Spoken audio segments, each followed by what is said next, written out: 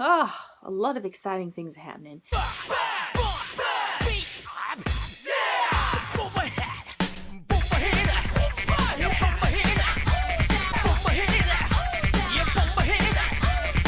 Hello everybody, hope you're all amazing, and if you are not, I hope my video puts a smile on your beautiful faces and makes you laugh.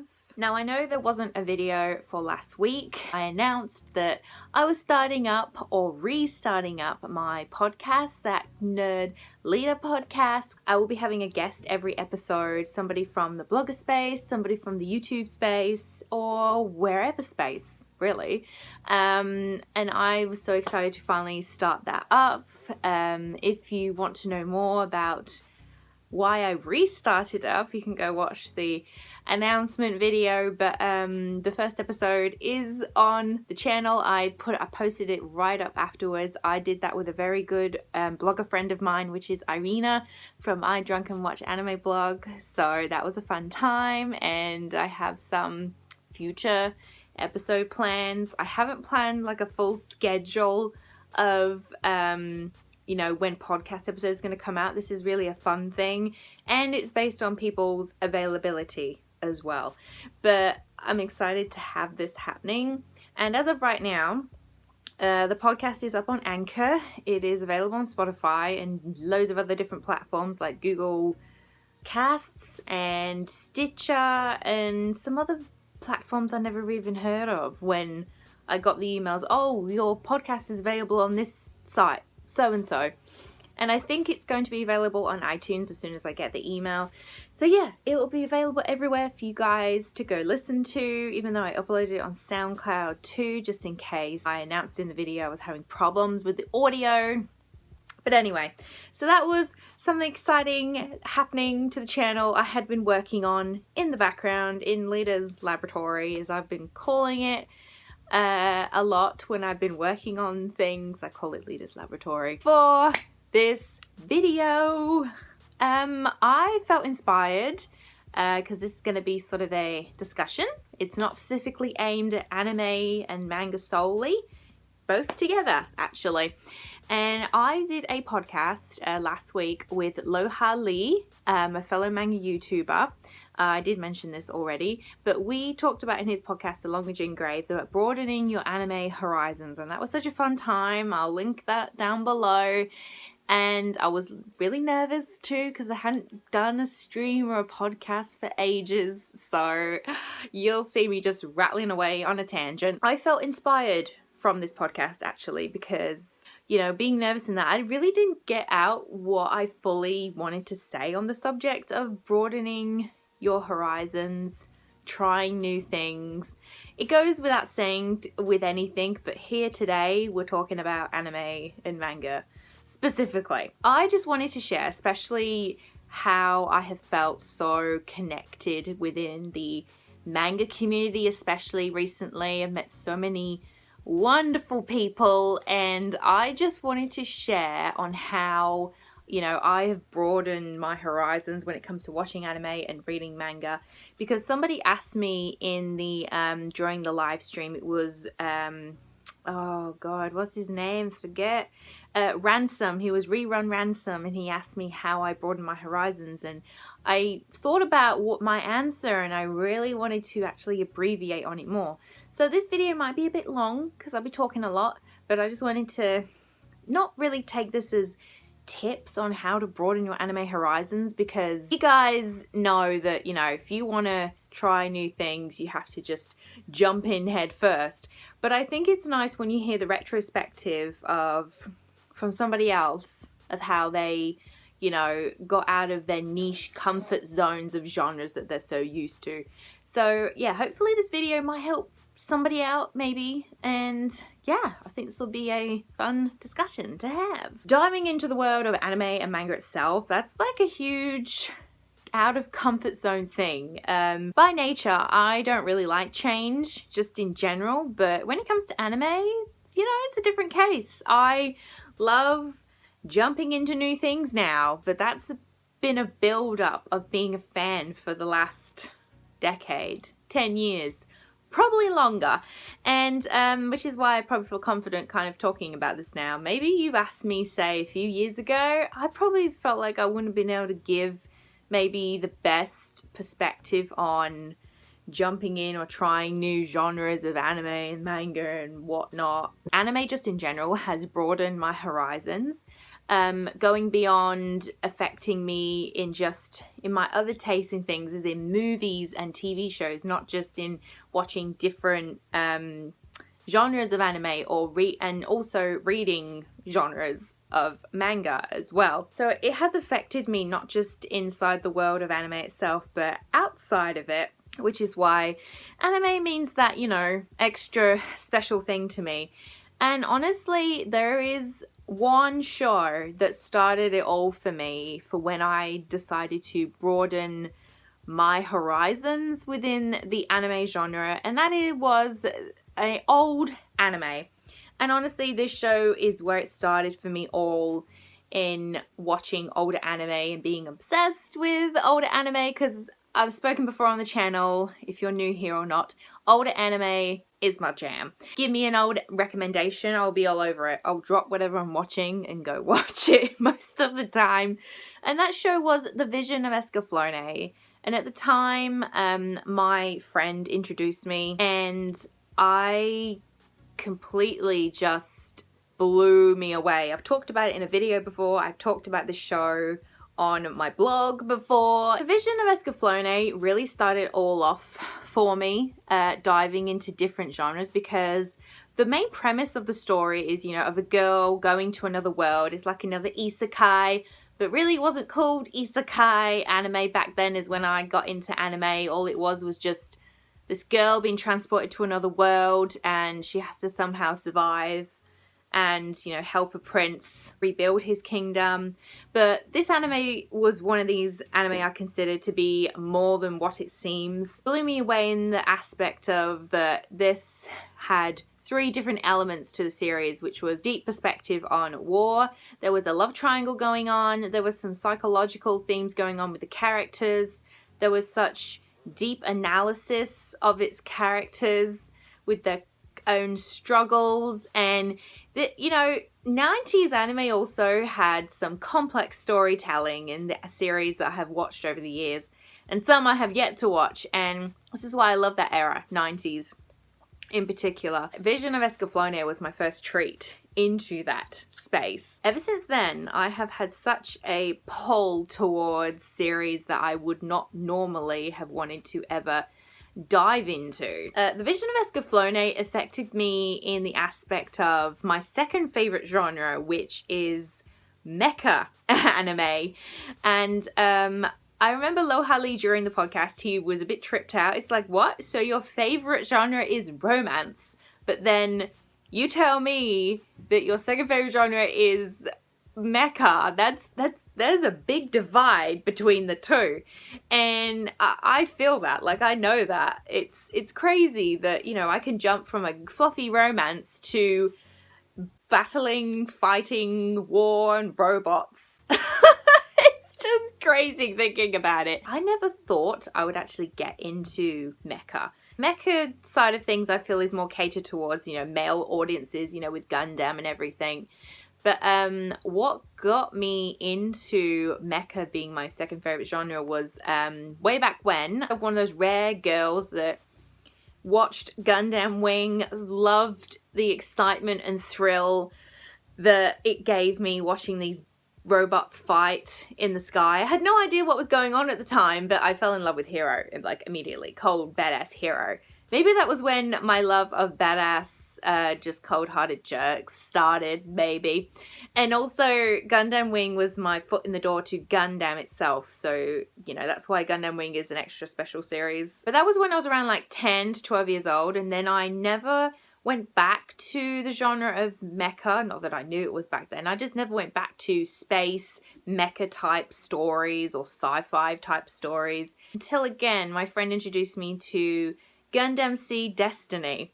Now, at the time, I didn't know you were supposed to watch Gundam Seed first. I went and watched Destiny first, and watching Gundam Seed Destiny, now I know how some people feel about the sequel to Seed, And there's, you know, first time watching it, I thought it was the most exciting thing. Again, I felt the same emotions I felt when I watched Wing for the first time.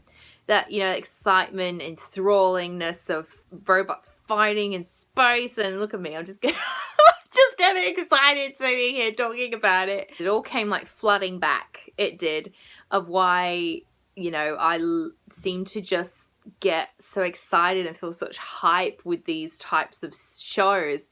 And from there, I dove right into the mecha side of things within anime, going to watch series like Eureka 7, other Gundam series. So Seed Destiny was where it all started for me. Going from that, what was also a surprise to me at the time, that, you know, I had always loved a romance anything growing up, any sappy story you give me, you know, it's always been there, it's always been a part of me. But what pulled me into the mecha side of things more as you learn, go on through your journey of anime, is that there were some mecha series that had a small dose of romance in their plots. And watching Destiny, I wasn't expecting for it to have any romance at all. But when I noticed that, you know, there was this melodrama romance going on, I was kind of reminded of Escaflowne. You know, there was a love triangle going on, then there's a war. It seems, I realized then that for me to be pulled into a mecha series, it's got to have a dose of romance. Whereas, you know, with Gundam, really it's about sell the idea of go buy Gunpla. But I believe, you know, from all these adaptations of Gundam we've had over the years, Gundam itself has proved the franchise it has some really deep, complex stories. And I just wanted more. I just wanted more of this war, mixture of fighting, romance, drama. I just wanted more of it. Eventually, I grew out of that need of wanting, a show's always got to have romance in it for me. And a good example of this is when I finally watched Gundam Zero sometime last year. And that has zero romance in it at all. And I still thoroughly enjoyed it. It still gave me the same enthrallingness that Gundam and Mecha series do. And I was like, right, well, I guess I don't need something with romance really in it. And this goes without saying, you know, as you get older, your tastes change. They do. So what I came to really realize after this whole process, when I got into fully invested in Mecha itself, because there are some people that just don't want to dive into series right off the bat. Like, you know, they're very, you know, like to stay in their comfort zone, their niche comfort, and that's okay. You know, not everybody is that willing, really. It's willingness to dive into something. And I really say to people, you know, look at your favorite genres that you love. Look at your least favorite genres of things that you would not typically watch. So say if, you know, I find a series that, yes, it's got romance in it, but then it's got a samurai plot, and say if you don't like, say if Lita doesn't like samurai anything, well, that's a lie because I love samurai stories. I love Rurouni Kenshin, but anyway, that's just for example. It seems it's got a really strong romance element in it that has you intrigued. I feel like that is enough to just make you want to, you know, try something new, broaden your horizons. Like, you can consider it a start. And that's what I've always told people. Even I said in the podcast with Lohali, like, you know, make a list of your genre favorites from top to bottom. So, you know, my 3 number 1 favorites are romance, mecha, and fantasy. And then pick your least ones that you won't really watch. So for me, it's like, I guess, way back when it was psychological horror mainly. Horror anime is not really one that I will go to first off, because just in general, I don't like watching really horror movies or anything like that. It's not my jam.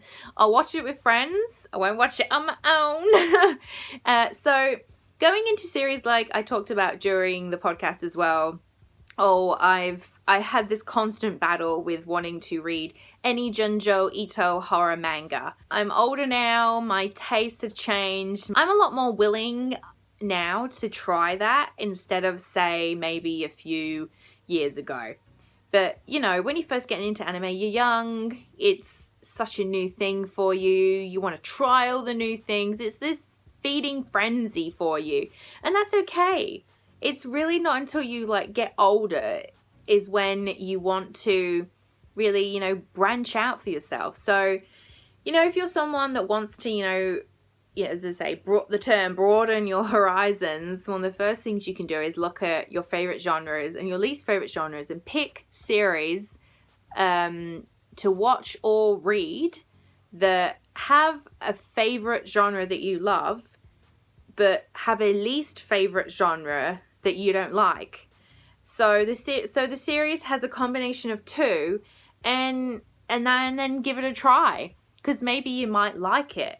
I think that's one of the most effective ways I have used myself as well over the years. So really for me, old anime was my gateway into broadening my horizons, and we can go into actually the direction of like old anime, because some people don't want to broaden their horizons when it comes to old anime, especially new fans, because, you know, they just love the consumption of weekly anime and they love all the new shows, but then there is this build-up of expectation. There is, oh, there's got to be the next greatest thing every seasonal, and new fans won't really dive into old anime head first because, you know, because of the animation is one of the most, you know, common comments you're going to hear, because, you know, it's old, it's no good, it looks weird.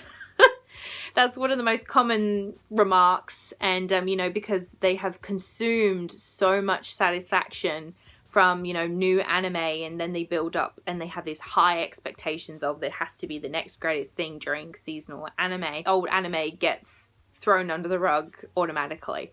That's why I believe always there's going to be a constant discussion of old anime, covering older series through anyone who does reviews, blogs, whatever. Vital for there to be that constant discussion, because, you know, older anime really transcends of the creation process of what anime has gone through over the years. You know, if you can sell to someone saying, you know, you should watch this older series, you should watch it compared to how anime is now, you know, the history behind it. If you can sell the history to somebody, obviously without boring them senseless, it's been enough interest to get people to watch, you know, older series. You know, getting people into like 80s and stuff, that's a bit harder. But just for in general, if you're a constant seasonal anime watcher, it's good to break up your cycle, because, you know, after a while I got really stale towards seasonal anime because I was watching so much when I first started watching seasonal anime,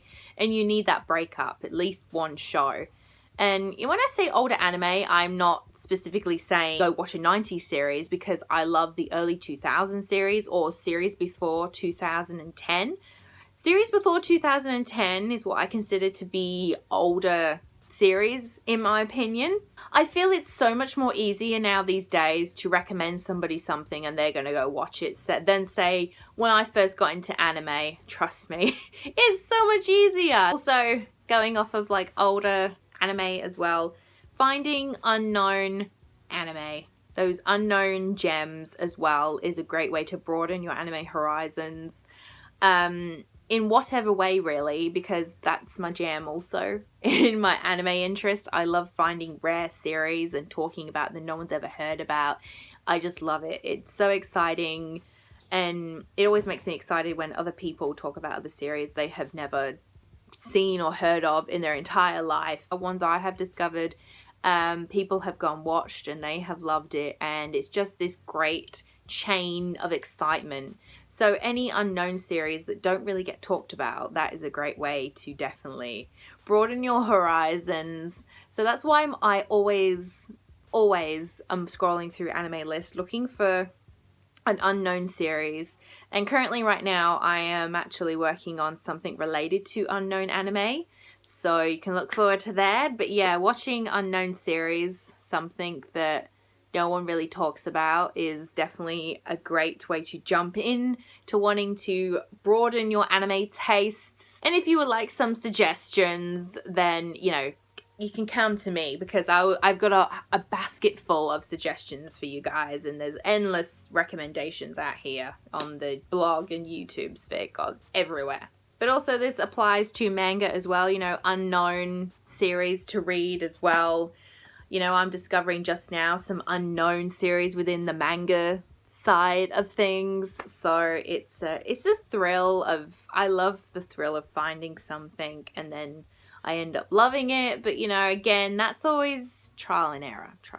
And one of the last things I wanted to say, which I have found effective also to broaden your horizons, is buddy reads and buddy watches.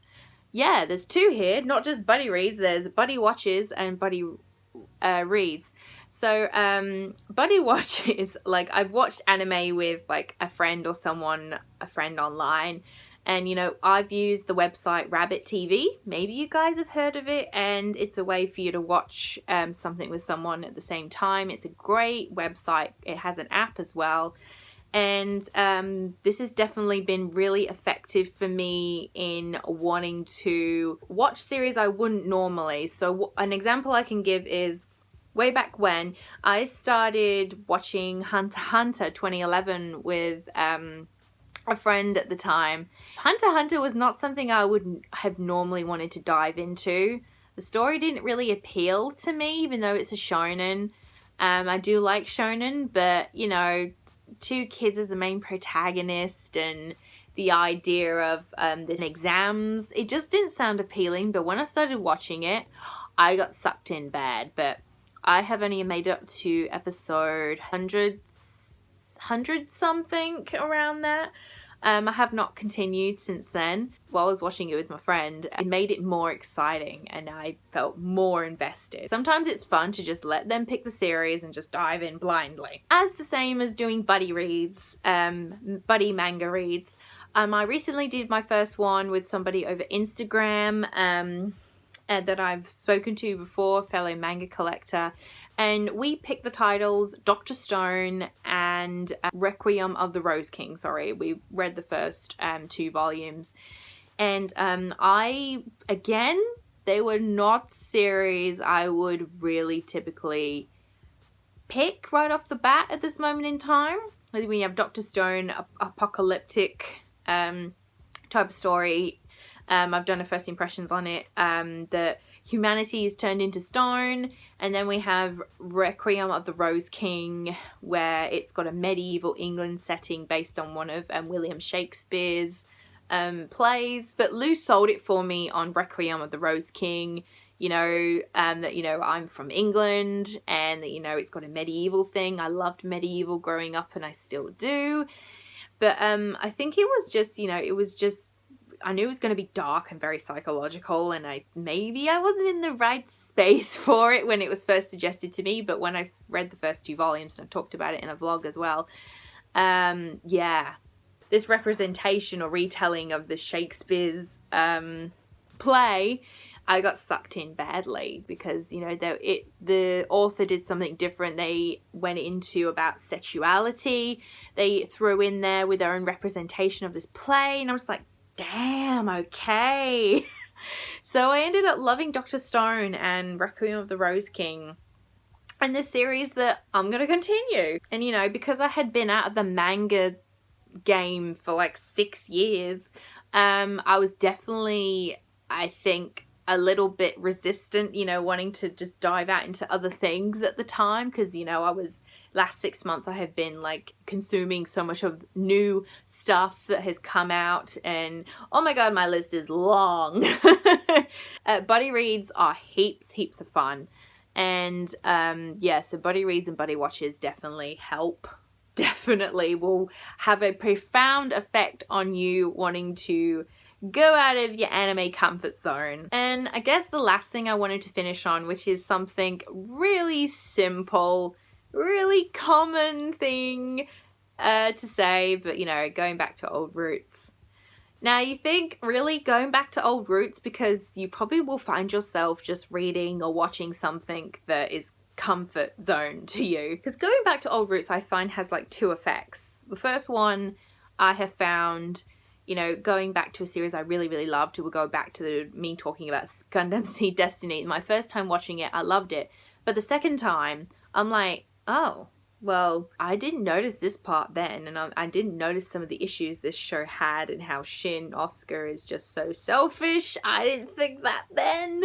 Not one of my, you know, really favorite Gundam series. It's my favorite for the fact that it got me into the Mecha series, but it's not something I'm dyingly to go read back and watch every single time. That made me realize what I really like to see or find in a story now, because, you know, I'm pretty picky about, you know, stories and what can sell it for me. The second effect it's had on me is just like rekindling my love of anime in general, reminding me at times when I need it to, you know, where it started for me and how excited I felt when I first, you know, dove into anime, discovering something new. So re-experiencing those first feelings you had when you first watched anime or read a series, that has definitely a profound effect on you. So go back to your old roots, people.